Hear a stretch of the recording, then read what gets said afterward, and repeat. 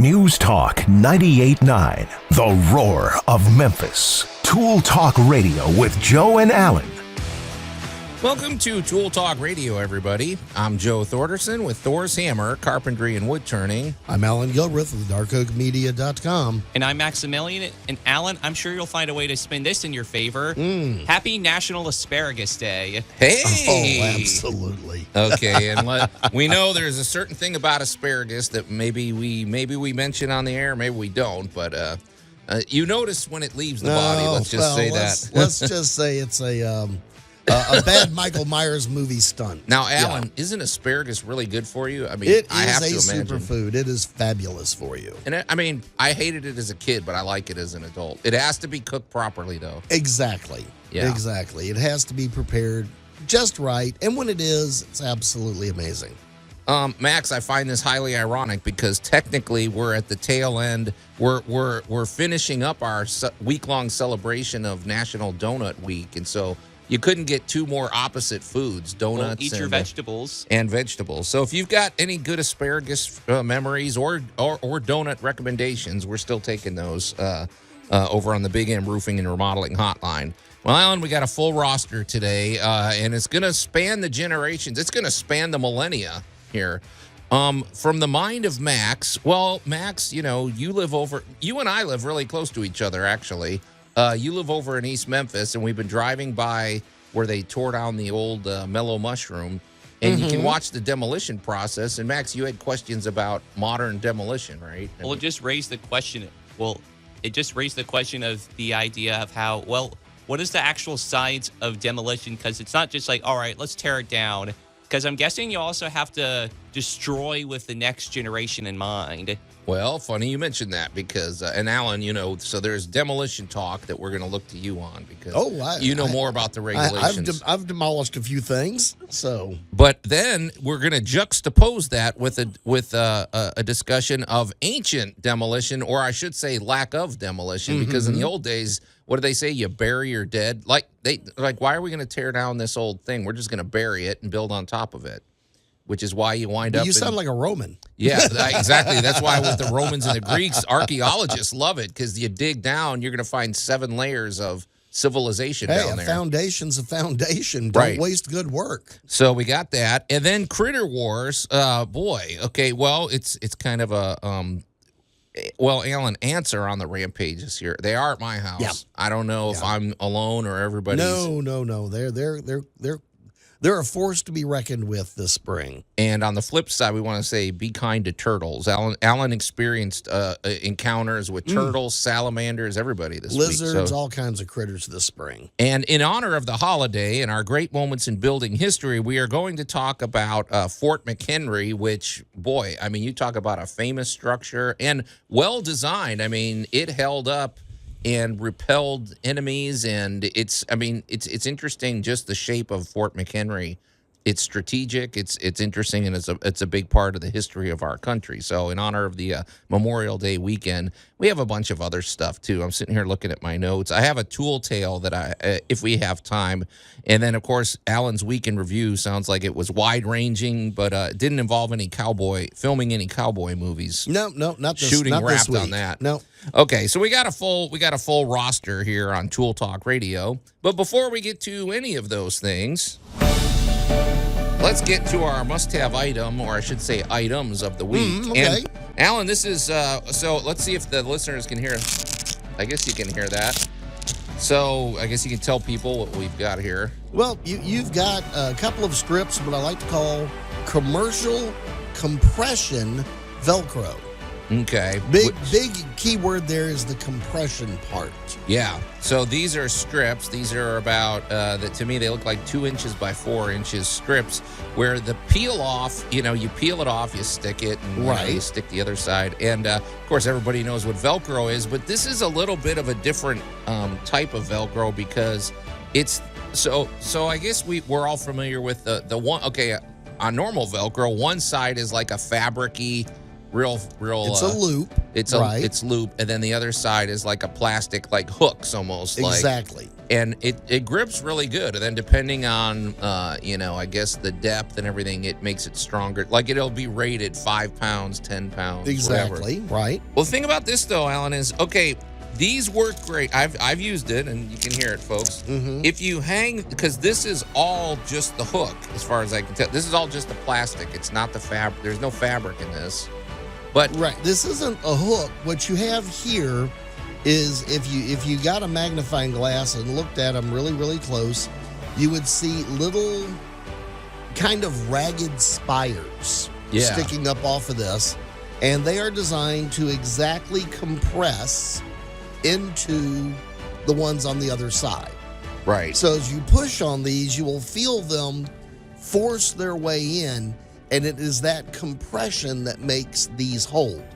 Now, But- the advantage to this, now see, we usually use these, I've used these to hold remote controls Yeah.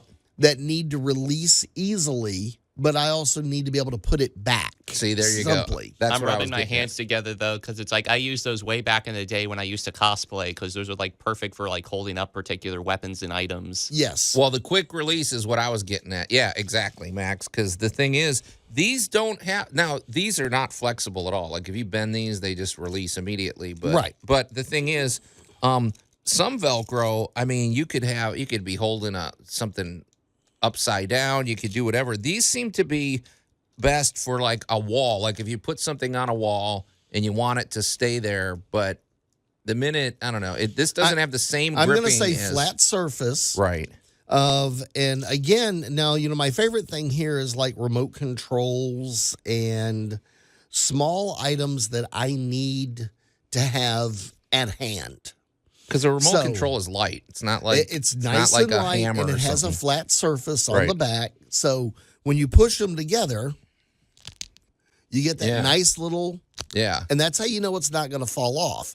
But then when you go to get it, yeah. it just releases quite easily. I guess So yeah. the Velcro company spends a lot of time and effort researching their technologies. Yeah, and of course, this just is a reminder that all Velcro is not created equal. And No. it's like, I mean, this is No. not there's some Velcros that are great for, I don't know. And Velcro is remarkably strong if you wrap it the right way. You ever see, those Velcro straps that you can wrap around things? Man, those things, they can hold some weight. They if don't you- want to let go. No, Yeah. no. So- And it's quite amazing that these were all basically ripped off from nature. Wait, what do you mean by that? Because I think I know what you mean, but Well, the original design for the hook and latch is a cockleburr. oh, those are those things that The little stuck to our things that socks stuck when we to were your- kids. Exactly. Yeah, yeah. And it's one of those things that people looked at, and it wasn't until George de Mestral, I think I said it correctly, Mhm. was looking at the little burr stuck to his pants leg and went, I bet you could do this. And he called it velvet crochet, Oh, that's okay. which 'cause- became Velcro. so wait a minute.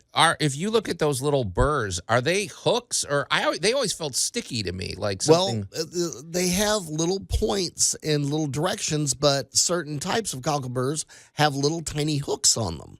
So when you look at it under a magnifying glass, you went, so that's how it gripped the cloth or your dog's Okay. fur or whatever when you went walking through there, is it got hold of the fibers and, hitched a ride. Those things played a big role in my childhood because we'd get them stuck in our hair and in your Oh, socks yeah. and everything. They were the worst, man. I hated those things. Are those similar to the burrs that I've encountered, like when I walk by the Mississippi River? Because Yes. it's like I've had that before, and it's like, ooh, that's fun? Question mark. Well, yeah. So, based on that idea, now to Mr. Mistral's misfortune, he goes and invests all this money and invents this amazing technology, and nobody cared. Yeah. He tried. He was, this stuff is great. You need to see this.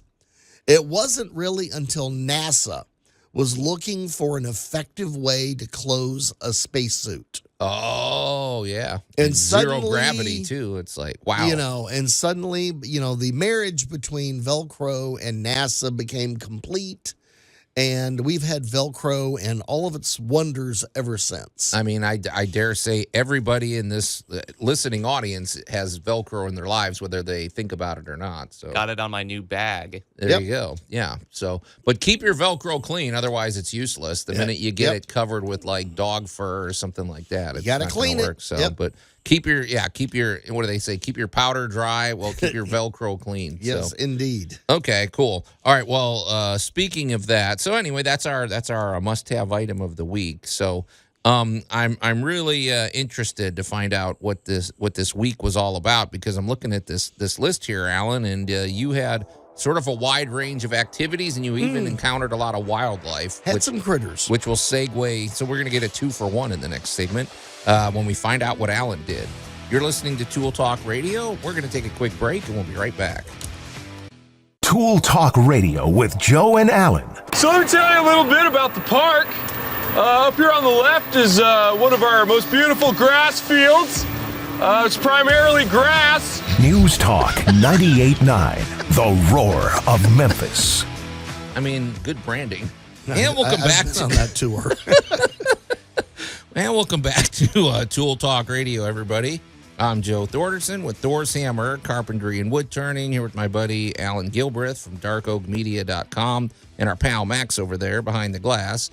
And if you're just tuning in, today is National Asparagus Day, and it's also the final day of celebration for National Donut Week. And boy, I would love to hear your favorite combinations thereof. Could you have an asparagus donut? Allan, I mean, you're the food dude. Well, you could. I don't know that I want to mix that, but if you've got good favorite flavors or recipes, let us know. But I will talk about asparagus as landscaping. Oh, okay. Well, then let's dive into it. All right, Max, here we go. Ooh. What is that? All right, Max, here we go. Let's cue that up again. Jeez. Oh, the humanity. He's busy over there looking at funny rejoinders He and stuff. is. So, okay, well, let's find out what Allan did this week. Sounds pretty all-encompassing. Well, there's been a lot of there's been a lot of mud sanding.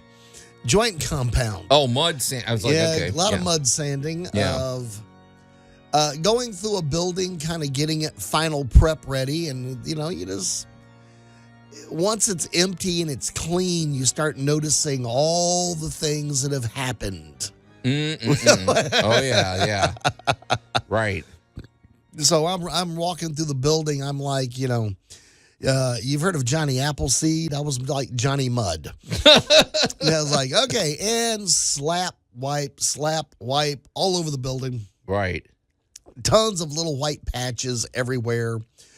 Yesterday, we spent a good half a day just light sand, re-roll. Light sand, re-roll the paint. Light sand, and, really a pretty rough-looking building on Wednesday looks amazing right now. So that was a pretty simple, easy one there.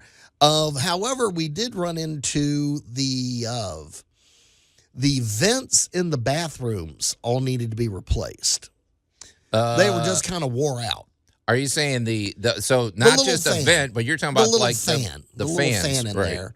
And we had to go up in there, and these were old, so we had to remove the old system. And I will say this for the new systems.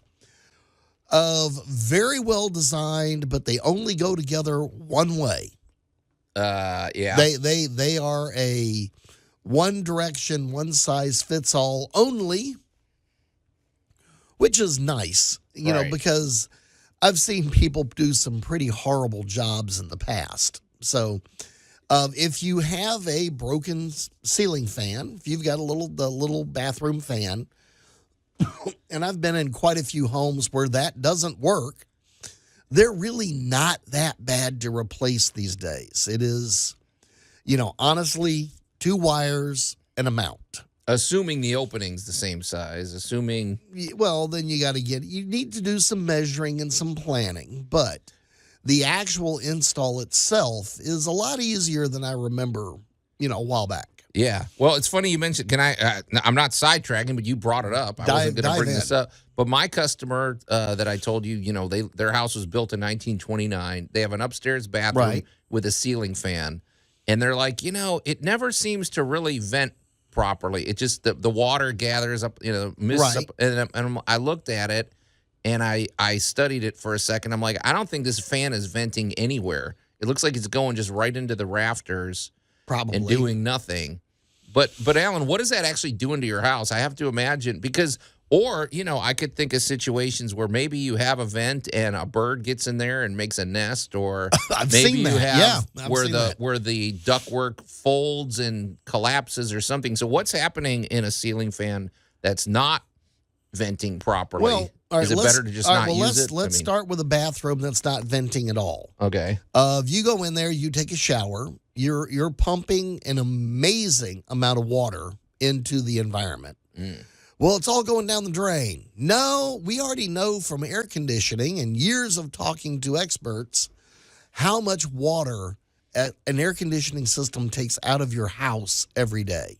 Yeah. 30, 40, up to 50 gallons.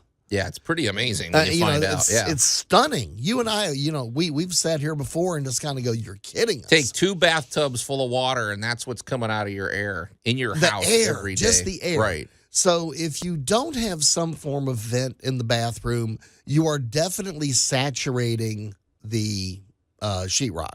Yeah, and if you ever wonder why the cabinets are swelling and cracking and everything like that. The plaster. If you've got a really old house, it's not just the sheetrock, it's the plaster. Yeah. Now, if you're venting directly into the attic, and the attic is a well-ventilated area, you're probably in a no harm, no foul zone. If you have a poorly vented attic, then you are pumping moisture into your attic. Well, but this is going into a rafter above a third floor. They have a third floor that's finished. At one point, it probably wasn't ventilated. That can't possibly have any decent ventilation. Well, I don't think it's even that. I just wonder, you're pumping moisture now into the rafters of there's load-bearing situations and everything. Well, yeah, you're pumping moisture directly into basically a crawl space. Right, yeah. That can't possibly be good. There should be a venting solution. Well, that's what I wondered, because they have brick wall. They don't want to poke a hole in the wall. And we've been talking about it. Actually, that was just one of the things we're roundtabling. And so, because I'm like, I don't think there's any kind of recirculation thing that I'm aware of, because I don't know what benefit that would be. Like those Ventahoods where it sucks it up, but then it just blows it right back into the kitchen. Right, but that has a filter that it goes through. We're talking about actual moisture. Yeah, so there may be some form of moisture capture system that could be available. The biggest thing is they just really need some form of ventilation to a safe area. Yeah, that's what we're working on. So, but anyway. Yeah, I'd have to see the floor plans and all kinds of stuff on that. But, just kind of let that be. Okay, but back to your week. So the other thing I've had an experience with this week was you had mentioned ants earlier, and ran into a full ant swarm. Oh, boy. I mean, this poor person calls me, and I head over there, and in the backyard, out of kind of a decorative wood pile, is pouring. It looks like somebody's turned on the Lawrence Welk bubble machine. It is just glistening with things blowing out of this stack of wood, and it's ants. Really? It Holy is smokes, ants man. swarming. So, you go back out to the truck, you get your spray, and you start, committing, ant genocide. Because, every single one of those little glistening, flying little ants is looking to go fly off and make a new home somewhere. That's right. Some ants can fly. Forgot about that. The ones that can breed can fly. The kings and queens can fly. Yeah. So you've been dealing with that too. So yeah, I ran into that, and so we've really had a mild spring.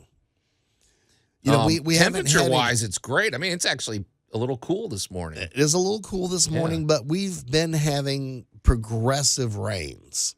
Yeah, it is. For days after days after days. And I don't mean it's just been raining 40 days and nights. Like today, it rained for 2 or 3 hours. And you know what it's going to do tomorrow? It's going to rain for 2 or 3 hours. And the next day, it's going to rain for 2 or 3 hours. And that is keeping the soil incredibly soft and pliable. And it also means there's a lot of standing water, which means critters like ants are looking for dry, safe, and they're hungry. Well, I was wondering, so they're just looking for higher ground, right? They're looking for higher ground, and they might be looking for a snack. Because I mean, we've had trouble with ants all spring. We've been having to keep them away from our windows and our doors and stuff like that. And it just seems like they're on the move. So it's just the ground is soaked. So well, yeah, exactly. It's just for termites, this is like an absolute gateway to your home. Because the soil's not hard, they're not having to break through clay soil. It's nice and wet and soft. For the ants, they're getting kind of hungry. Their normal forage isn't out there because it keeps raining every day. So they're going to try to move in with you. Now, that also brings up other critters. Oh, yeah. Yeah. Well, I wondered. I got that on my list here because you encountered a lot of wildlife. So, yeah. Well, again, yesterday, just basically cleaning up after a tree, we ran into some more friends. Okay. Well, we're going to find out. We're going to find out about these animal encounters when we come back here on Tool Talk Radio. Tool Talk Radio with Joe and Allan. Hey, Nelson, he's really hurt. I think he broke his leg. I said, ha! News Talk 98.9, the roar of Memphis.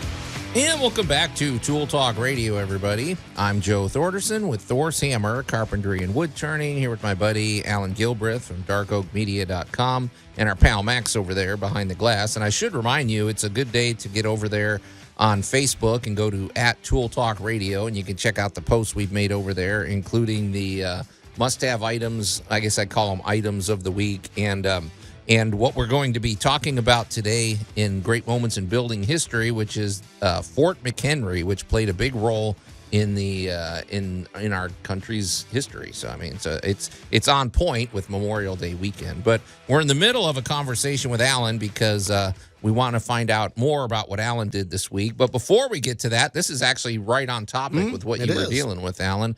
We want to talk about our friends over at Groundworks, because Groundworks is all about the protection and the having a healthy foundation for your home. And no foundation is the same, even if you live on the same street as somebody else. Everybody's foundation has different issues depending on if you live at the top of the hill or the bottom of the hill, or you may have a slab, or you may have a basement or a crawl space, and all crawl spaces are different. And so one of the issues, it's right on point with what we've been talking about today, is all about moisture. And moisture affects your home in many different ways, but nowhere as much as your foundation. And if you have issues with your foundation, sometimes it can manifest themselves in unusual ways, like ants. We're seeing a lot of ant activity this year. You may have odd cracks in your walls or in the bricks outside of your home, and or maybe you have that odd musty smell, or maybe you walk across the floor and there's that odd squeak, and those things could all be indications of a problem with your foundation. Well, the good folks over at Groundworks, for one thing, this is a free inspection. And what's great about Groundworks, this inspection is very comprehensive. It's almost like a free doctor's appointment. They show up with their with all of their equipment. If you have a crawl space, they're going to run their their moisture sensors all over inside there. They have cameras. They do all of this, and then they show you what they discovered, and you can make a plan as far as what to do. But you can't ignore problems with your foundation. It's hugely important, and sometimes the problem is really easy to fix, but it never gets better with age. No. So don't wait, and it's great expertise, and they can Make a plan for any damage that you might have, or maybe you get a clean bill of health and they say, boy, your foundation looks great. Well, that's the best news you can get. Either way, it's a free consultation. So get in touch with our friends over at Groundworks. You can go to groundworks.com and book your inspection today. Well, Allan, it's right on topic. I mean, we were talking about how much ants are on the rampage, but you dealt with a lot of other animals this week that I think are worth mentioning because we encounter these here in Memphis. We've had plenty of rain. Yeah. We've even had a few major storms, and we were doing a little damage control clearing earlier in the week, and happened to encounter a little box turtle. Mm-hmm. I like turtles. Yeah, that's pretty good, Max. I didn't know you. Okay. So do I. Yeah. They're cute and adorable. Well, who doesn't like turtles? I thought I'd throw in a little word with, it's spring. The critters are all out moving around. The birds are flying. The hummingbirds are back. Everybody's, looking for a nest, or the kids are coming out of the nest. So I thought would behoove us to do a quick word of maybe you don't need to help. What do you mean by that? Well, there's a baby bird under the bush. Leave it alone. Why is that? Because your instinct is to pick it up. We want to pick it up and, oh, look, mommy and daddy abandoned it. Well, they probably haven't. They're probably sitting in the next bush waiting on you to go away. Oh, you don't want to violate the prime directive. Yeah. Well, and I always kind of caveat, so long as something is safe. Now, if there's a cat 2 feet away, then if there's a box turtle on the side of the road, aim him back into the woods. Yeah. Dude, you're going the wrong way. Go back the other way. Just for fun, 2 critters that I ran into this week. Of course, one of my guys came running over to me, Tim, and there was a snake over by the plumbing supplies. So I go over and no, it's not a snake. It happened to be a very large salamander. How big are we talking? Like 6-7 inches long. I mean, that's good size, yeah. This dude was pretty fair sized, and of course they're black and they're kind of shiny looking. Yeah, he had little yellow dots all over him, so it was freaking this guy out. He'd never seen one before, and he's just doing his own things, and they eat insects, so they're not a bad thing to have around if you see one in the bushes. Do they want to get in your house, though? No. Okay, well, the last place he wants to be is in your house. Okay, good. Yeah, so in other words, if you see one, you try to just get it out or just shoo it out. Yeah, if you find one in the basement, you can gently shoo them onto a paper plate and take them outside. Okay, yeah. The other thing I want to mention is what we have are called gray or black racer snakes in Memphis, and these are really common all over Midtown. Please don't. We found snakes in our yard. Yeah, please don't kill the snake. Leave him alone. He doesn't want to bother you. You don't want to bother him. And he eats insects. There you go. So, he's keeping the bug population down. So, baby birds and stuff like that, leave them in the nest. Mom and dad are still trying to take care of them. If you have, and I'm going to throw in a little, a little catio sales pitch. If you have a cat, a patio designed specifically for your kitty cat is not a bad idea. Yeah, those are becoming popular, man. So well, in Memphis, not only do we have cute critters like little box turtles and stuff, we also have raccoons, possums, coyotes, and a raccoon and your cat are not going to get along. Oh, raccoons don't need to be in your life at all. Yeah, raccoon will tear up your. I swear, if they ever figure out that they have thumbs, they'll steal your car. Yeah, they are very smart and they can be very destructive.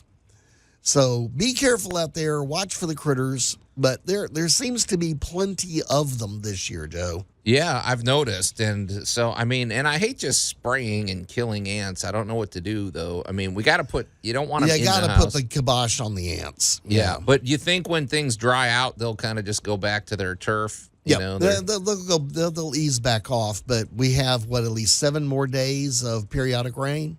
Yeah, it sure seems like a lot more rain than normal, which I really hope it's good for the farmers. I mean, I have to believe it is, right?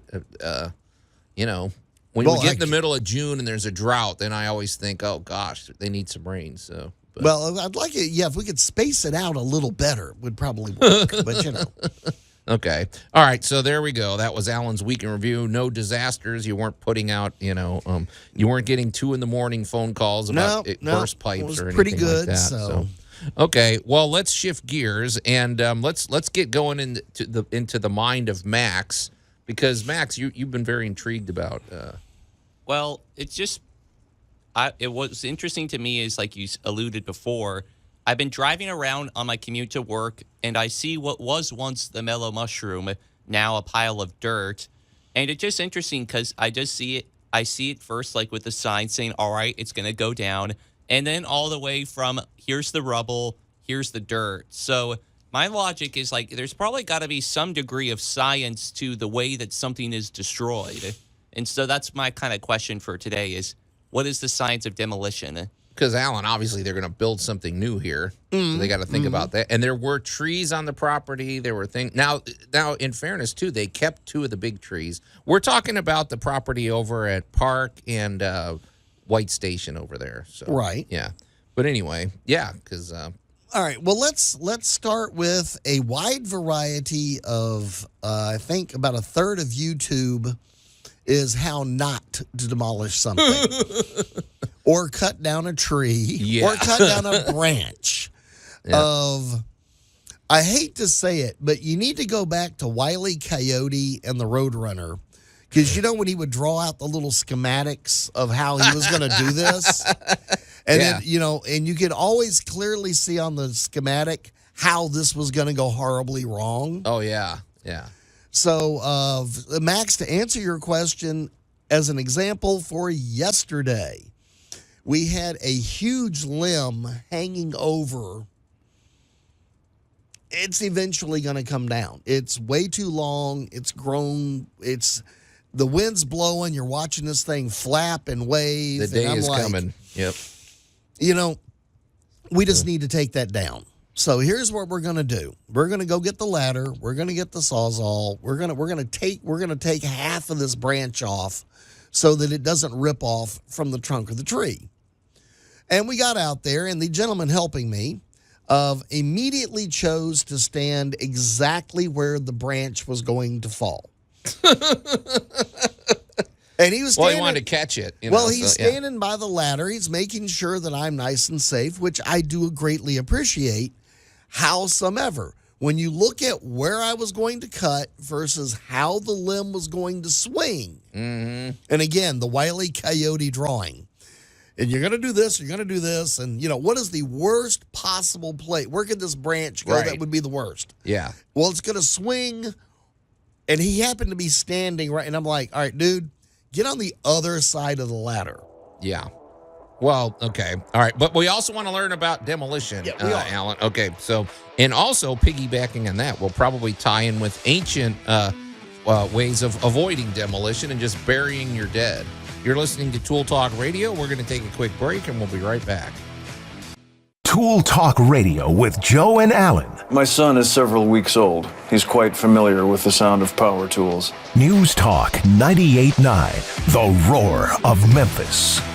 And welcome back to Tool Talk Radio, everybody. I'm Joe Thorderson with Thor's Hammer, Carpentry and Wood Turning, here with my buddy Allan Gilbreth from darkoakmedia.com and our pal Max over there behind the glass. And if you're just tuning in, we're talking about demolition, and Max is especially intrigued because there's a demolition project. Well, actually, like I said, Max, you and I live sort of close to each other, and I've noticed it myself over at Park and White Station. They're tearing down the old mellow mushroom. They're making way for something new. That place is interesting too, though, Allan, because it's at the top of a hill. There's like a little dip that goes down, and so there's considerations to think about. And you're reminding us of the Wile E. Coyote. He always wrote up his plans. He always had a blueprint, but he usually drew it up wrong, and, things didn't work out. But, there's a lot of science and there's a lot of planning that goes into demolition. They don't just get out there with the bulldozers and get to work. The biggest thing to remember is Murphy's Law. Okay, there you go. Because Murphy is going to attend your demolition site. And if it can bounce the wrong way, if it can roll towards the vehicle, if it can fall on somebody, I just... Yeah. You absolutely, when you are starting to demolish something, have to plan on this. And I'm going to tie this directly to your home because a lot of people have an old shed or a fence, or they got a tree that needs to be trimmed, or they got, there's a lot of times where you wind up taking down some kind of structure at your home. Right. And I'm really going to tell you, walk around it and think this through. Be Wile E. Coyote. Yeah. Draw some stuff out on paper and think about how things have to fall. Because gravity is not an option. Gravity is your best friend or your worst enemy. See, but to me, I wasn't thinking about that so much. I was thinking more in terms of, okay, we're pretty sure they're going to build something. This is desirable real estate. So, okay, well, this used to be a restaurant, and this so used to be a bank. It used to be a bank. I mean, it wasn't the most practical structure because it was round. It was great for a bank. It wasn't really practical as a restaurant. I hate to say it. No, but, really wasn't. But it's got plumbing. It's got, I'm sure it has Yes. a gas line that runs under there. Yes. Well, whatever new business comes in is going to still want to use that stuff. So you have to cap it off at the right place, I suppose. Exactly. Because now you're going to be putting a new foundation. And like I said, this is on top of a hill. So you got to, that soil is all getting churned loose, and, you got to pack it down, right? And so. My question was I was wondering if it returns the area to its base form, even pre-piping, pre-foundation, because it's I was wondering if in the demolition process you sometimes have to uproot the pipes. Well, I would think so, right? I mean, you can't reuse it if it's all right. if you tear the foundation. All right, this is where you're going to get into weight. Okay. All right, so we're gonna build a house. So we're gonna go out, and one of the things the foundation company is gonna do is basically run a compression test on your dirt. Now that's interesting because they're have testing good how much dirt? Yeah. Do you have good dirt or do you not? If you've got bad dirt, we're going to need to dig 18-foot deep footings. We're going to need to do different kind of construction. So the construction that happens in Memphis is similar but different to Jackson, Mississippi, and to Nashville. So you've got 3 major cities, all about 3 hours apart. We're all about 200 miles from each other. Nashville is worried about surface level bedrock. Right.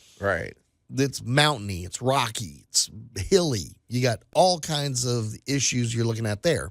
Memphis, we're looking at good old-fashioned clay soil. Really different critter than dealing with Nashville. Right. But you get down to Jackson, Mississippi, and now you're dealing with basically what we would call bayou gumbo or bayou mud. Yeah. Really different structures. So the number one thing we want to know, Max, is what kind of dirt do we have under here? So for the excavation, I need to know, what do you want to put on it? So are we going to put another restaurant? Are we going to put a single-story building? Or am I going 4 or 5 stories up?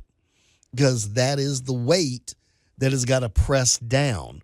So if what you want to build is weight inappropriate for what's under the foundation, a.k.a. all of the power, then it's all got to come out. Yeah. And you're going to be looking at your main connection that came into the property, and you're going to remove all of that, and we're going to start from scratch. That's what I was going to say is, would you sometimes export dirt that meets your expectations better than the one that's currently there? Well, what you're not going to do so much as move the dirt is you are going to bring in proper ground materials. Like gravel, different sand, different mixes. And, when you go to this is always kind of fun. When you go to your big box store and you see 8 different kinds of sand, they really do different things. Paving sand is designed to lock together. Playground sand is designed to move easily past each other. You don't want to get them wrong, because especially in construction, because I want those pavers to stay set. As a matter of fact, I think you taught me this, Alan, that when you look at the railroad tracks, and a lot of times you'll see railroad tracks where it's kind of on a rise, and on each side there's a bunch of rocks, and those rocks I forget what type of rock it is, but that type of rock is designed to grab each other. Yes. And to stay in place, basically. The shape and design of the rock is designed to lock together. Right. Yes. Yeah. So you need all that as your new foundation. So Max, as you're watching this building come down, you're knowing that you're watching them not tear it down evenly. They tear down part of it, then other parts, and a lot depends on what kind of material is in there, what can be recycled. Because, in some buildings cases, it might be worth the salvage value of the building might be worth more than the cost of the demo. Oh, there you go. Yeah. Because, what did they build the building out of? Well, this particular building was actually designed to be a bank way back in the 50s. Right. Yep. So the construction was there. Now that they're demoing it, you're also running into any bad things that we did, because this was built pre-1977. Yeah. So you might have to mitigate for asbestos. You might have to mitigate for lead paint. Yep, exactly. My whole question is, though, is it kind of like with a Jenga, like the game of Jenga? Like, you have to be careful where and when you demolish particular parts so that it doesn't come down? You are exactly correct. Exactly. A lot of times you are looking at a building and the plans may not be accurate. You may not know exactly what is load bearing and what is not. And so all right, here's the cool thing. How carried away can we get with the science of demolition? You go someplace like Vegas where you got buildings all within falling distance of each other. Right. How do you bring down one of those buildings? Vegas is a really good example of, they probably know all about the science of demolition, because they're constant. They have no sentimentality there. They don't care if a structure is historic or not. They plow it down and put the next new shiny thing. When it is time to go, it is time to go. Yeah, and I've seen that. They'll dynamite a building and it comes right down, 50 feet next to this other building or something. It's pretty. And that is because they have followed the rules on how things fail. Yeah. And in what order do you want them to fail? And, properly done demolition is a little bit of a dance, a little bit of science, and it can be a little bit of art. Sure. Yeah. And maybe even a little bit of luck sometimes. And a whole lot of safety. And a lot of fun if you're using explosives. Yeah. No kidding, man. All right. Well, hour one of Tool Talk Radio is in the can. It's been demolished, but stay tuned. We have a lot to get to, including in our Great Moments in Building History, talking all about historic Fort McHenry. News Talk 98.9, The Roar of Memphis. Tool Talk Radio with Joe and Allan. And welcome back to Tool Talk Radio, everybody. I'm Joe Thorderson with Thor's Hammer, Carpentry and Wood Turning, here with my buddy Allan Gilbreth from darkoakmedia.com and our pal Max over there behind the glass. And if you're just tuning in, well, we've been talking about a wide range of topics. Before the break, we were talking about modern demolition techniques and rebuilding. They're tearing down the old Mellow Mushroom over at Park and White Station, and Max has been driving by it regularly. And so we've been learning a little bit about, the importance of properly demolishing a structure for the next building coming along. But Allan, back in the day, we were going to kind of piggyback on this conversation, because it's interesting when you study history, especially the Romans and the Greeks.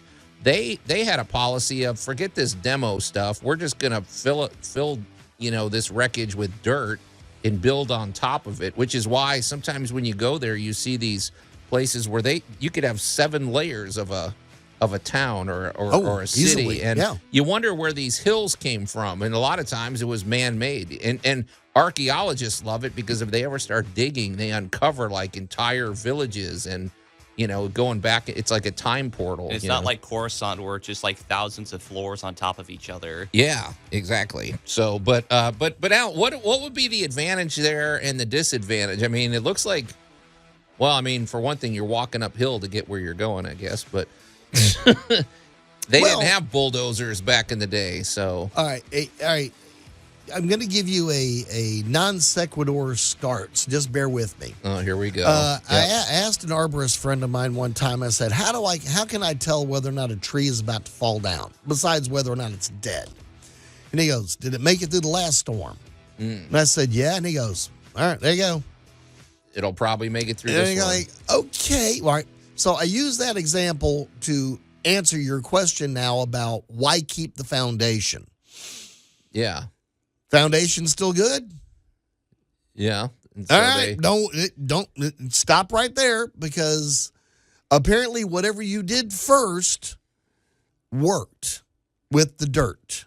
Yeah. With the so if, let's say, we came in and we put in a cut stone floor.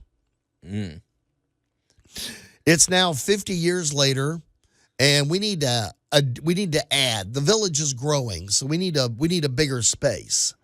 Well, is that floor still level? Is that floor still in shape? Well, if it is, then we miraculously got it right. So we may take the ceiling off, we may take the walls down, but because we got the floor right, we can build anything here we want. Right. Just do more of it. And that's why year after year, village after village, as a building's potential fell to the wayside, a lot of times the outside of the building got scavenged, and then you just went right on top of the old foundation and built a new one because it worked. Well, I was going to say, because because there's like some, I don't know, marble columns or something that are left, and the rest of the building maybe that was made of wood fell apart, they tip the columns or something over. It's not like you're just building with these things straight up and down. So they basically just take all of the solid material, they tip it over, and then they leave that foundation, like you said, just put dirt on top of it, and now you have like a compressed layer. I'm picturing like plywood or something, though. But. Is this kind of a similar logic, like with, speaking of Romans, like with Hadrian's Wall, where it's like, all right, Hadrian's Wall, like the skeleton of it still remains, but we kind of dismantled and kind of stole some of it for our own purposes. Well, how about the Roman Colosseum? Well, that's why it's missing. People wonder, why did it collapse? It didn't collapse. They we took it apart. Stole it. They repurposed. The Romans weren't here anymore, and I need some building blocks. Exactly. Guess what? There's some building blocks. That makes me think of, in my own way, like with my Lego sets, it's like, all right, when I'm done with this Star Destroyer, I'm just going to take some of the pieces I like to build something else. Well, all right, it's pretty much it, right? You are almost perfectly exactly correct with a modern analogy. Yeah. So, why do we keep building cities in the same places? Because the water was there, the soil was there. They're the same reasons why you built it the first time probably haven't changed. So these people moved out, and 100 years later, the weather shifts again, and it's no longer a drought, and now it's raining again. Well, you move back in, you kind of go, if it was a good spot before, it's probably a good spot now. Right. And this is why when I talk to friends of mine across the pond, they talk about you can't dig anywhere in certain parts of Europe or the UK because so many different waves of people came through that honestly, you're going to run into a Turkish bath sitting on top of a Roman bath, sitting next to a Greek bath on top of another layer from the group that was there. And they kept building similar things in a similar spot, just right on top of, just boop. And it's just because a good location is a good location. Sure. I mean, especially if you're near the ocean or something, you got a great, a good water source. Panoramic view. Well, I'm not moving. We'll just build on top of it. Well, so let's say we do got a good underground well, or we've got a good water source, or we've got really good grazing. Well, it's good grazing. Guess what? You know, every sheep farmer for the next 1,000 years is going to think this is good grazing. So this is why you're going to have that village gets built again and again and again. A lot of times, because in ancient places you see these hills and they have a perfectly flat top.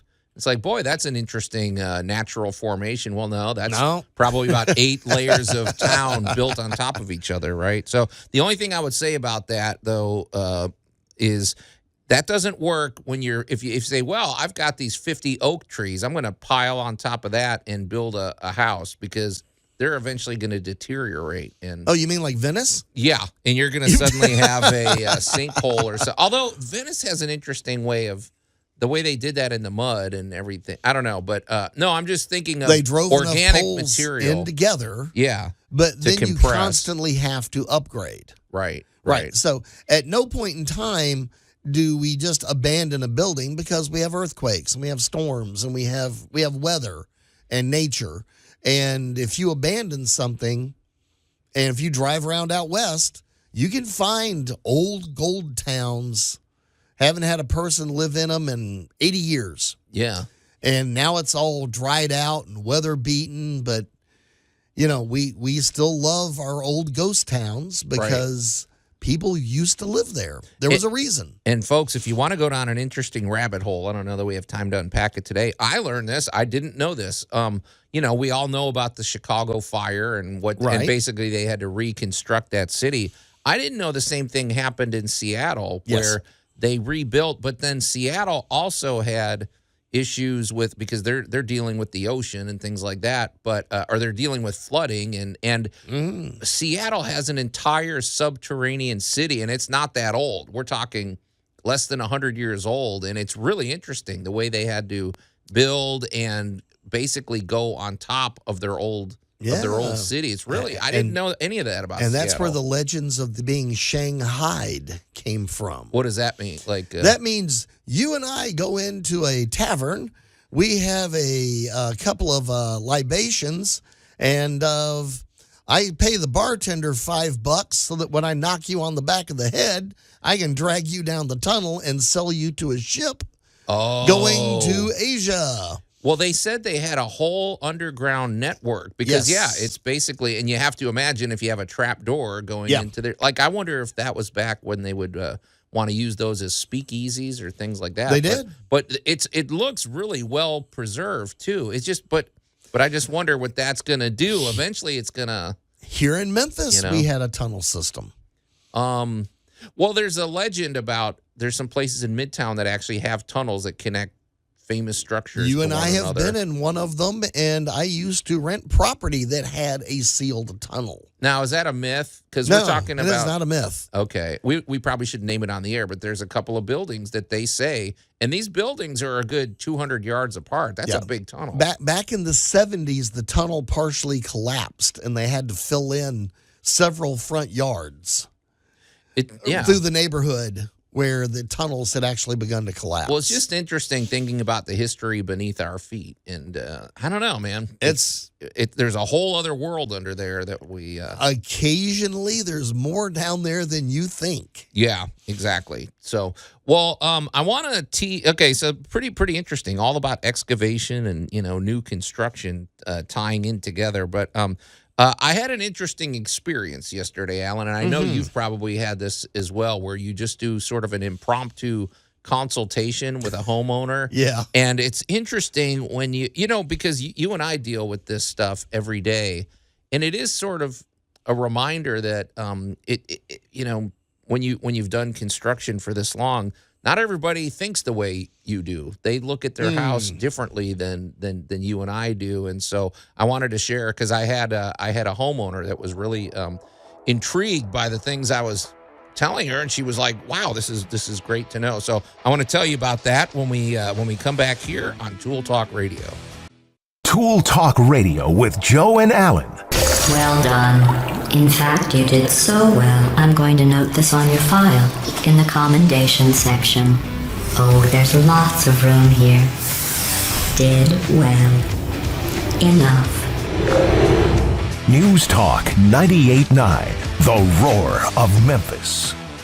And welcome back to Tool Talk Radio, everybody. I'm Joe Thorderson with Thor's Hammer, Carpentry and Wood Churning, here with my buddy Allan Gilbreth from darkoakmedia.com and our pal Max over there behind the glass. And if you're just tuning in, I had a really nice meeting with a customer yesterday, and I wound up doing an impromptu, basically consultation throughout the house. Allan, I know you always say people pay you to take you to the big box store and shop. Well, this was different. I was just doing this, just because she was asking questions. But I was doing I had this kind of small project I was doing for, it just took about 3 or 4 days. And then at the end of it, she was very happy with the work and everything. And so she was talking about some projects she's got in mind for the future. And she's like, well, do you mind looking at this bathroom? She wanted to remodel stuff, so we're talking about removing tubs and putting this new one in. And it's interesting. So the people she spoke to,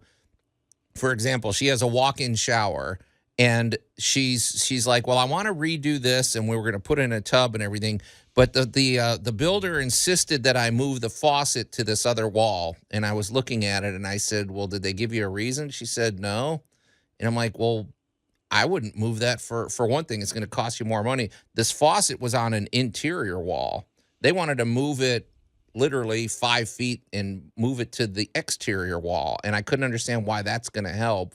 For one thing, now you're on an exterior wall where it could freeze up and things like that. And it was going to cost her, $2,500. And I said, well, I wouldn't do that. I'd just skip that whole thing. She goes, gosh, this is great. So in her mind, I just saved her $2,500. So we're going through the whole thing. And then we get to the kitchen, and she's like, and the builder insisted that I have an undermount sink, because she has a sink in there that's undermount right now, and she wants to get one of those like farmhouse sinks, we like. I guess they call them an apron sink, and yes. I happen to have an apron sink, and it's one of the best things I installed. And he goes, "Don't get a white sink; they're gonna get ruined. They're terrible. Get a metal sink undermount." And I'm like, Allan, I couldn't disagree with this guy anymore. I have an overmount farmhouse sink that is beautiful, and we've dropped spaghetti pots in there and everything, and they hold up. But anyway, it got me thinking, Allan. Sometimes there's trendy things that are everybody's doing it, but as we've said, it's not better. And the hill I will die on is overmount. I prefer overmount sinks versus undermount. I want to try to understand the perspective of my enemy. What is the actual appeal of undermount? Because I just think they look kind of ugly. Because it's like it's so sunken into the bottom of the sink area, and it's just I don't get it. It's not to me almost. I don't know, Max. I don't hate the cosmetic part of it. But then again, the only thing standing between you and a flood is a bead of caulk or something that's bound to fail. All right. Well, so let's talk. But Allan, where do you land on the overmount versus undermount? Let's go with because somebody out there is screaming at the radio. I'm sure disagreeing with us. Well, there's ample room for both camps. Okay. But I'm going to start with form and function. Yeah. Okay. If you are not a kitchen person, we know you are. So if you are, well, I'm going to pick on if you're not a kitchen person. The kitchen is a whole lot of space that you store stuff in. It can look trendy. It can be cute. Now, some old maverick like me is going to walk into your kitchen, take one look at it, sneer, and, talk about how completely unusable this is. It's much like I have a pickup truck. A friend of mine has a Mini Cooper. Yeah. Okay. Drastically different lifestyles. Yeah, they're not getting calls about, they're not hauling 8 bales of hay. You know what I mean? Yep. So the Mini Cooper, it's cute and adorable, but it is just really not my lifestyle. So Max, I'm going to look at you and I'm going to say an under sink there's also, I will be installing sometime soon some really nice decorative stone sinks. Okay, yeah. They are not horrifyingly practical for you. I wouldn't want to. I don't even know what you mean by a stone sink. It's made out of stone. It's a big, huge stone sink, but they're not terribly deep, and they're much more decorative than functional. And how many kids did you raise? Yeah, 4. 4. So, yeah. Yeah, no, this was not your sink. All right, well, let's talk undermount versus overmount, because that was the question the is, debate. do you really use your sink constantly? Because I am definitely camp overmount. Well, I want to see everybody a lip uses on their that sink. baby. I don't care if you don't cook a lot; you still use the kitchen sink. Yeah, so, but I use my sink a lot, relentlessly. You know, my sink takes a beating compared to most people's. Yeah. And it is just kind of I have always had a lip on my sink. Mm-hmm. In my mind, a sink should have a lip. And I've seen the undermounts, and I've seen some attractive undermounts, and I have never had the urge to have one. Well, here, Max, mine has to do with structure. So a sink is heavy, and and there's plumbing down there that you don't jiggle the drain pipe or it's going to start leaking. And so you need things that are going to stay fixed in place. And for me, Max, for one thing, the overmount, okay, you have a hole for your sink. If it's an undermount sink, that hole has got to be pristine, perfect, perfectly cut, perfectly polished and everything because it's exposed. Well, on an overmount sink, you can really just almost rough it out and it's good enough because nobody sees that. But the other part is the weight is being held from up above and you're not straining the drain pipes. And also you have to have support somewhere. So if you have an undermount, a lot of times what you'll see especially is these guys, they'll put a 2x4 framing something underneath, and now you're losing all sorts of storage space underneath that. And if you have to get to the plumbing, it's awkward to get to, and it always fails. I don't care what you say. All that's keeping moisture out is a bead of some sort of caulk. And a lot of times it's very ugly to look at, and it collects mildew, and it fails, and it's just, to me, a bad design. I think it's a design flaw, and one day maybe undermount sinks will go away. I'm sorry. And like I said, I know there's people that love them, but I don't,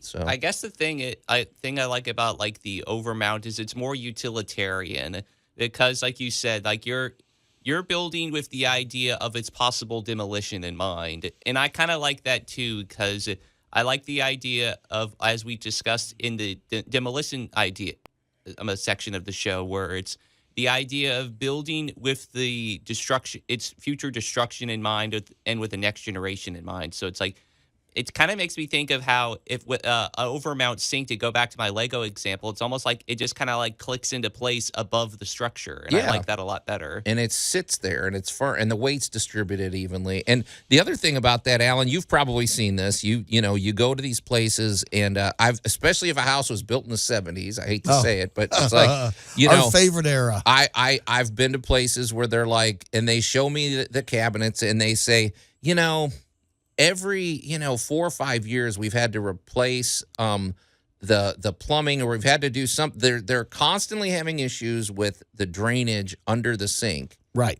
And lo and behold, they have an undermount sink because it's shifting. It's like, or they have pipes that are in such awkward places that they put the dishwasher soap in there and they bang into the pipe. And so it's really just bad design out of the gate that causes decades of headaches and decades of problems down the road. So it's like, kind of like you said, do yourself a favor and just design things properly right out of the gate. Make it user-friendly. Yep, form and function. Yeah, so, but I would love to know what people think, because if you're out there and you're a big fan of the undermount, I'd love to know why and what it is about that. Maybe, the aesthetic appeals to certain people. I don't know. It makes the sink lower. I guess technically it gives you more depth, but I don't know. Is 2 inches more of it? That doesn't cut it for me. So I'm just gonna say I'm far too old to change my ways at this point. And a sink's supposed to have a lip on it, and that's just kind of where I fall. And as long as I'm really triggering people, just fair warning: copper sinks look great in the showroom. They do not age well. Not age well. No. A copper sink, unless that's the look you're going for. If you want a distressed sink with green patches all over it, and impossible to clean, and the polish fades and everything. Get yourself a copper sink. Metal on water, just in general, sounds like a no-go. Yeah, so we're really, boy, I don't know who we triggered today, but I'm sure we did. But we're going to change gears. In our great moments in building history, in honor of Memorial Day weekend, we're going to talk all about Fort McHenry. Tool Talk Radio with Joe and Allan. 'Tis but a scratch. A scratch? Your arm's off. News Talk 98.9, the roar of Memphis. And welcome back to Tool Talk Radio, everybody. I'm Joe Thorderson with Thor's Hammer, Carpentry and Wood Turning, here with my buddy Allan Gilbreth from darkoakmedia.com and our pal Max over there behind the glass. And if you're just tuning in, we weren't, I wasn't intentionally triggering anybody. We were all giving our unvarnished opinion about, mostly we're talking kitchen sinks, although you do see these in bathrooms from time to time, an overmount sink versus an undermount sink. I don't know if we have to explain it. I think people understand the concept of that. We got a text that's a text reply we'll get to in just a second, Max. And then we're going to get to our great moments in building history. So we got a lot to do. Before we do that, though, we want to talk about our good buddy, Jay Hill with Big M Roofing and Remodeling. And let's see what we got this week. Okay. All right, what's this music called, Max? Give me your violence. All right, we're still on the hunt for good walk-up music for Jay Hill, and maybe I like this is one. going to be. It's not bad, but I think you're more attracted to the titles than the actual musical riffs. Oh yeah, I am. There's no denying that. And it's interesting. I wonder what this says about your perception of Jay Hill. I don't know that he would approve of that. Anyway, let's get down. I don't really care. I just like the name. We're still looking. We're on the hunt for good walk-up music. But anyway, if you have, when we talk about Jay Hill, we want to celebrate his expertise. He's all about for one thing, the exterior protection of your home, from roofing to gutters to siding to windows, and all interior remodeling except kitchens and bathrooms. He just doesn't want any part of it. And after the conversation we're having today, I don't blame him. He wants to just get the job done, and he doesn't want to get in the middle of any family squabbles or any arguments over undermount or overmount sinks, so he just wants to get down to business. But we always lean heavily into his roofing expertise because, for one thing, Jay is a GAF Master Elite Installer, which is no small thing. He's always 5 stars with the Better Business Bureau, and he's one of the top-rated roofers in this entire region, and with good reason because, for one thing, the other thing that Jay brings to every project is energy and enthusiasm, and he's responsive. Don't underestimate. We don't sell that very often, Allan, but, how many times have people talked to you where they're like, well, I was trying to get a quote from this guy, and they never call me back, or it took 3 weeks before they responded to such and such. That's not the case with Jay Hill. He gets down to business, and he wants you to contact him directly, which is great.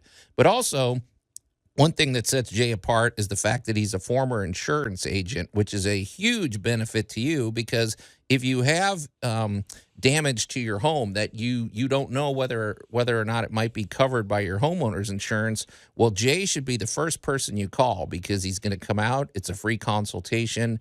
And if you have a path forward with making a homeowner's claim, he can help you navigate the process, and it saves you a lot of money, and it suddenly turns something very daunting into a really exciting prospect. So get in touch with Jay, as we say, and he's also got 30 lenders that he works with, so he can provide financing in pretty much any situation. So, and as we say, he encourages you to call him directly. So call Jay. Reach him on his cell phone at 901-484-5645 or go to bigmroofingandremodeling.com. All right, Max, before we get to anything else, we've got a text, right? So, Norman, this is actually Norman Rockwell's wife. Well, Norman on behalf of his wife. Mrs. Rockwell? Mrs. Rockwell, Jewel Rockwell. That's a cool name. Thank you, Jewel. Just chimed in. Undermounts make you reach deeper into the sink, and it is difficult for people with back problems. But the main reason why she likes overmounts is because on an undermount, you have the seam that will hold water, mold, and mildew and get junk in it. Amen, Mrs. Rockwell. And now I didn't think about the part. It is making the sink deeper, I suppose. But, that's one of the main reasons. And on top of the structural issues that you're dealing with and the instability, and you're constantly, having to clean in there. So thank you. So she's backing us up. I wonder if we'll have anybody chiming in defense of undermount sinks. I don't know. I'm starting to wonder if undermounts versus overmounts are sort of a Rorschach test for you as a person, like your personality. It's like, are you a sadist where it's like, oh, I want to like bend over and like I'm going to create more problems for myself just because it looks good? See, I was, not to get too in the weeds and not to offend people too much, but, there's also this sort of groupthink type things. Like, maybe people just dig the way an undermount sink looks, and their designer told them this is the coolest thing, but sorry, Nope. I will always be function over form. Yeah. Well, but I think they look, but I think an overmount sink still looks good if it's a quality sink. I will say this about, as long as we're my final word on a sink, that is one, don't cheap out on a sink. Spend the extra money to get the difference between a really good sink and just your, builder's grade. What are we talking? $300 or $400? Well, you use the sink every day. Just get a good sink. It'll make your life more enjoyable, and it adds value to your kitchen. Kind of reminds me of the camp of, do you roll your toilet paper facing in or out? Well, anybody that rolls it in is... There is only out. Exactly. Yes. All right, well, let's change gears, fellas. So. And now, great moments in building history. From plumbing to patriotism. Yeah, well, I think this is right on point. I mean, it is Memorial Day weekend, so we wanted some sort of patriotic structure. So we're talking about Fort McHenry. And the most noteworthy thing you'll know if you go to our Facebook page, if you're not familiar with Fort McHenry, is it's shaped like a star. And Allan, that's not just for decorative purposes. That's a very strategic design. And Max, I know you know all about military strategy and everything. And a star shape means that there's a reason for that, right? So, well, the number one thing is how to make a shortcut. Okay. All right. So basically what we're looking at. And where's Fort McHenry too? All right. Well, this is in Baltimore. Right. And just in keeping with the earlier questions about demolition, Max, Fort McHenry is built on the site of the original Fort Whetstone. So, what did I say? A good location is a good location. Well, it's right there on the water, and this is part of the Revolutionary War history. I mean, It is. So Fort Whetstone was there until about 1797. And it's for defending, being able to see the water and to get into this area. It's perfectly located, especially for a force like the U.S. military, because it was sort of fledgling back in the day. Yeah. It very much was. It featured also a dry moat, which was a big... I love to point out features like that because that is basically a hinge, a big circle. What do you mean a dry moat? Like they dug a moat but didn't fill it with water. So somebody charging in has to go in the moat and get out, and you got time to... Or your defenders could hole up in the moat and be basically in a giant trench. Right. So they could return fire from the safety of a nice, deep, broad trench. Because depending on whether people are invading by foot or if they're shooting cannons at you, you got... And also the star shape, what's interesting about that is you learn that depending on, if you have a star-shaped structure, you can put guards at the points and there's no blind spots, so nobody can sneak up on you. So. Correct. And when you're trying to move through the facility... If you walk on the inside of the facility in a pentagon, it's a very long, long way around. However, you can exit any one point, walk across the foyer, and enter any other point at the same walk. So you're never too far away from another side. Like if you have to rush to the other side to defend it. If you got to get from point A to point C, it's the same distance whether you went through B or D. You just straight across the foyer, boom, you're there. Because this is a pentagon-shaped star thing. Is the Pentagon designed in honor of that principle? Like, obviously the Pentagon building is not facing the same thing, but, Well, it is a similar shape in the fact that it is an efficient use of space, size, dimension, and, again, shortcuts. Okay, you just walk across the courtyard. You can get across that courtyard. You can get there. Now, a couple of the cool features about Fort McHenry by its design and its defenses, they were able to, well, let's just say Fort McHenry took a pounding. Yeah. This was the War of 1812, and the British vessels were able to get right up next to it. And the big thing to the Star-Spangled Banner was Fort McHenry had a smaller flag that they were flying when they showed up. Okay, because that's where the Star-Spangled Banner Right. was. Well, but the thing was the smaller flag, I think, was like a 17 by 25. And that's smaller? That's the small flag. And the next 17 feet by 25 feet? Right. And that's a the pretty next big flag, morning, man. Holy the next smokes. morning to just kind of go, nah, we're still here. They ran up the "We're Still Here" flag, which was a 30 by 42. That's a pretty good in-your-face So maneuver. this was gigantic. Yeah, all right, guys. Good morning. Guess what? Not only are we still here, everybody can see we're still here, and thus inspired Francis Scott Key to write the poem "The Defense of Fort McHenry." Yeah, which later got put to music to the Anacreon of Heaven and is now known as the Star-Spangled Banner. I actually did a whole daily deviation about this, and Francis Scott Key was actually on the British ships at the time as a prisoner. It's like he got to witness the na-na-na-na-na from the British enemy side. Because that was a big old flag they put up that morning. Yeah. So I didn't know that. That's pretty cool. So I didn't know. I thought it was the same. I thought that it was all about, hey, the flag still made it and we're still here. I didn't realize they ran up a bigger flag later. They put a bigger one up there to kind of go, all right, guys, nice try.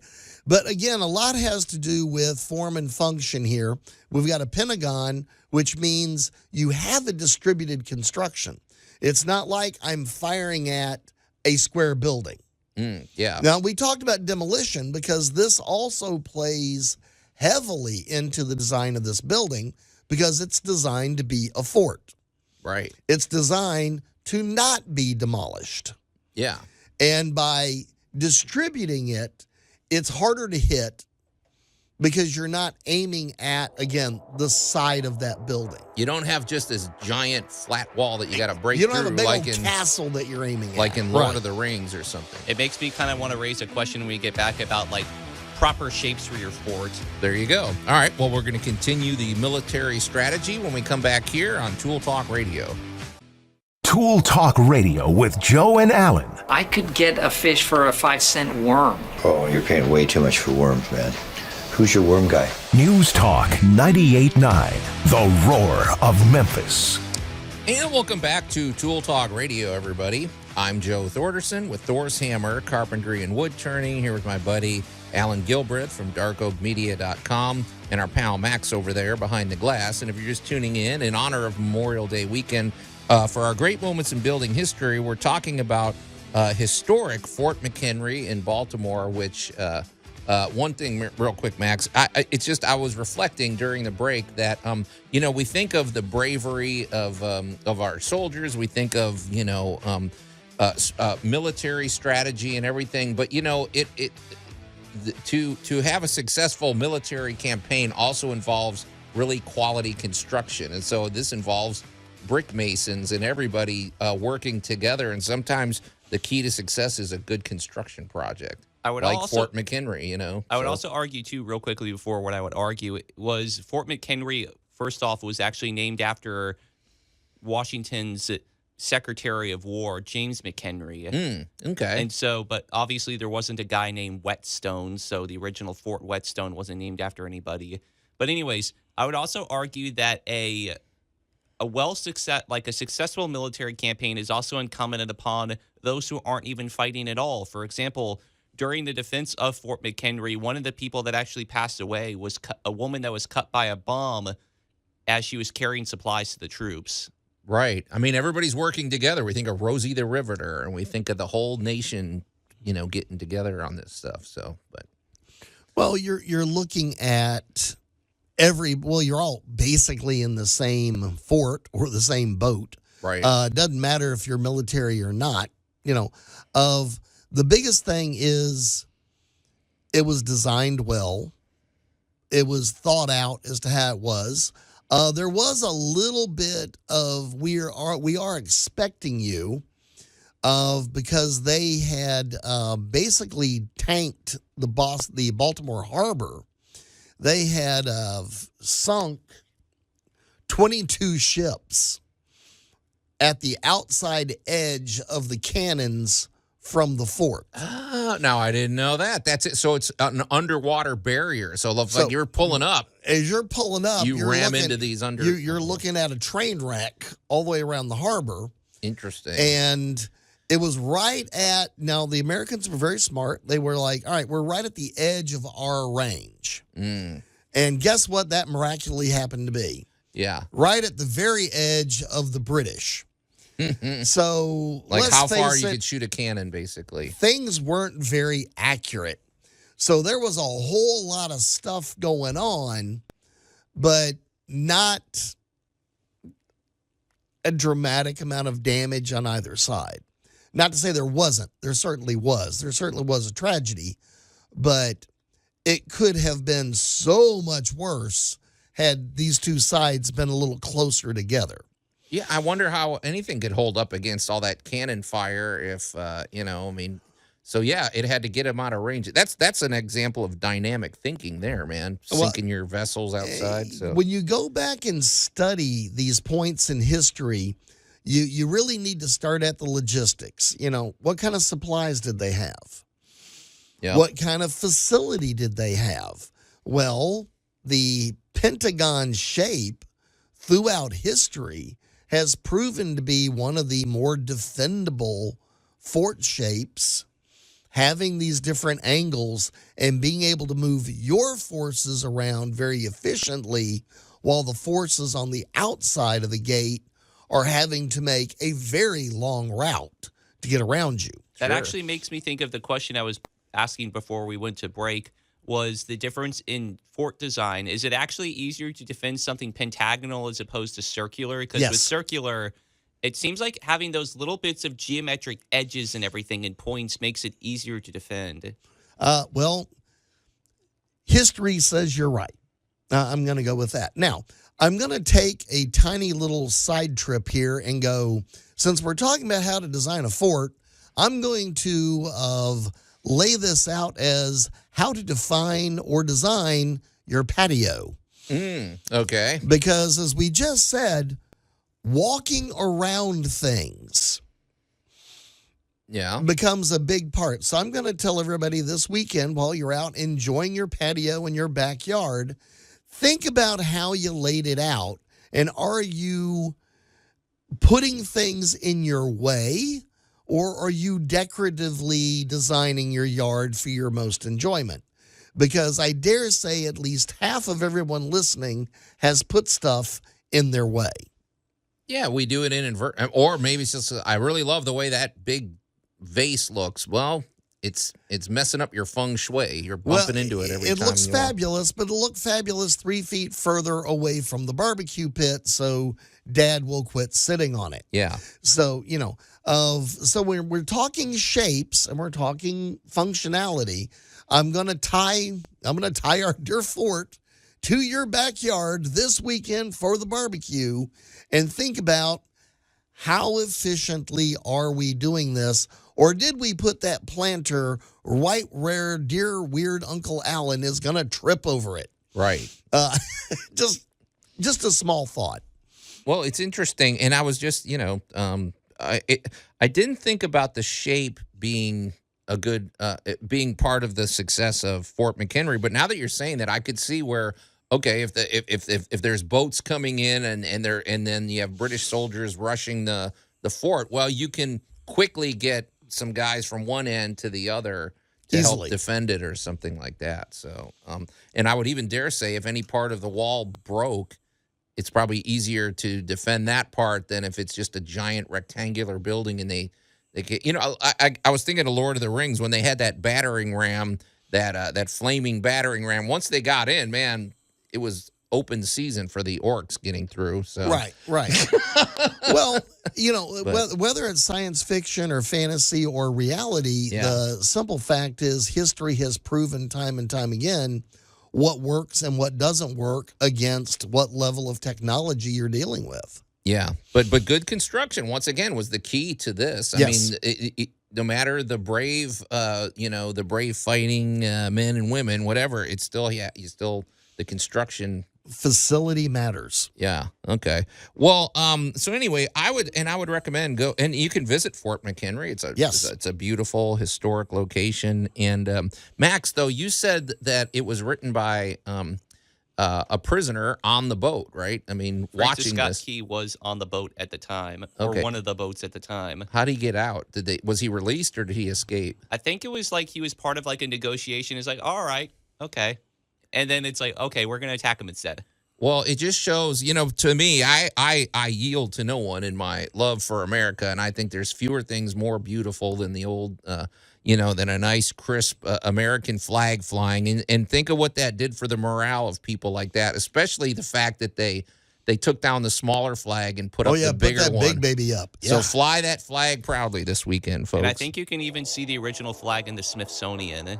Awesome. So, well, you guys, no time to discuss it further. There's the music. We got to get out of here. But I hope everybody enjoys Memorial Day weekend despite the weather. And we'll see you next week. But anyway, you've been listening to another action-packed episode of Tool Talk Radio. So on behalf of my buddy, Allan Gilbreth, and our pal Max over there behind the glass, I'm Joe Thorderson, and we'll see you next week. Now go eat your asparagus.